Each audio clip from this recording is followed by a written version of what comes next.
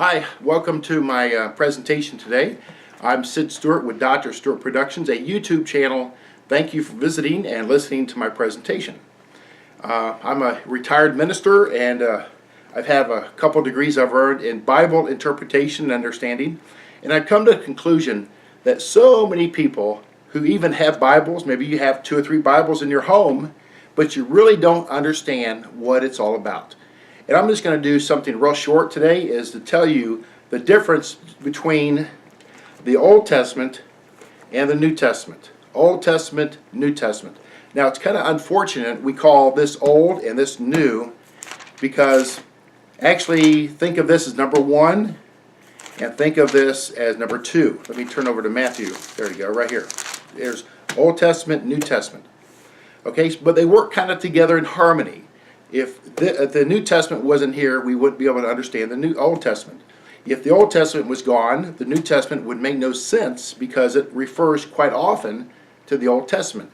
Even Jesus Christ himself quoted from all the major sections of the Old Testament, and especially his favorite book to quote was Deuteronomy. Now let me ask you a question. When's the last time you read Deuteronomy that Jesus quoted so often?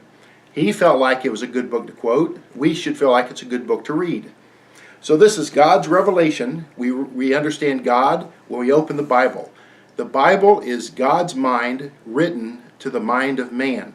So every time you open up the Bible to read it, you open up the mind of God. That makes sense. Now let's go back to the original question. What is the difference between the Old Testament and the New Testament? Well, first of all, the whole Bible is about Jesus Christ. Every piece of it, every part of it, every book. The word Bible means books in the Greek language. And the Old Testament tells us how Christ came. He came through the line of Abraham. Abraham was the first Jew. God said, by your lineage, your line, your bloodline, I'm going to send a blessing to the earth. And that was Christ. So, and then through the kingship of David, we have all these covenants and promises and prophecies in the Old Testament that point to Jesus Christ. So the Old Testament tells us how Jesus came, okay? How he got here. And that's why he was born of Mary. He was born in Israel. He was born in Bethlehem to 2 Jews, Mary and Joseph.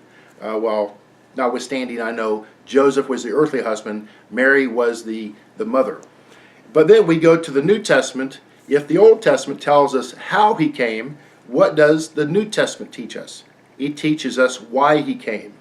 He came to save men of their sins. He came to reveal himself to be God walking on 2 feet. Have you ever thought of that? That's called the incarnation. God walking on 2 feet. He came to Israel. He lived. He confined his entire lifetime to just maybe an 80-mile radius around Jerusalem, going all the way up to past the Sea of Galilee, down below, down to Hebron perhaps, and some other places in Israel. But he did not go very many places when you think about how many places there he could have went. But let's recount again. How he came, but why he came. He came to save people. And he tells us, after his resurrection from the dead, he told us he would come again. Now when that's going to happen, nobody knows. Let no one deceive you and trick you into providing dates and ideas in your head to make you think when he's coming back, because nobody knows for sure. Thank you for listening to this short presentation, and next time you open the Old and New Testament, you remember that. How he came, but why he came. God bless you today in Christ, and may the Bible become a real book into your mind and heart.